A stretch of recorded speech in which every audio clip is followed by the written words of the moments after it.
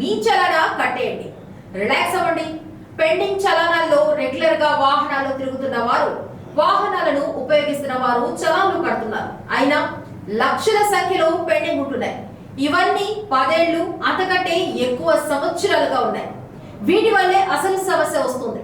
Hyderabad traffic పోలీసులకు 10 ఏళ్లుగా pending చలాన్లో ఉన్నటువంటి వాహనాల్లో చాలా వరకు వినియోగంలో లేవని, స్క్రాప్ కిందకు వెళ్లి ఉంటాయని, అలాంటి వాహనాలను ఆయా కస్టమర్లు ఉపయోగించడం లేదనే విషయానికి వచ్చారు.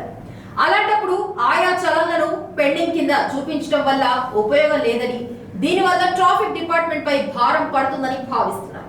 ట్రాఫిక్ ఉల్లంఘనలపై పోలీసులు ఎప్పటికప్పుడు జరిమానాలు విధిస్తూ డిస్కౌంట్లు ప్రకటిస్తున్నప్పటికీ కొన్ని చలాన్లు ఇంకా పెండింగ్ లోనే ఉంటున్నాయి.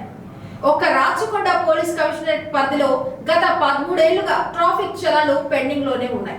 2010 నుంచి 2024 జనవరి 17 వరకు రాచకొండలో 32.69 లక్షల ట్రాఫిక్ చలానాలు, 114 కోట్ల జరిమానాలు పెండింగ్ లో ఉన్నాయి.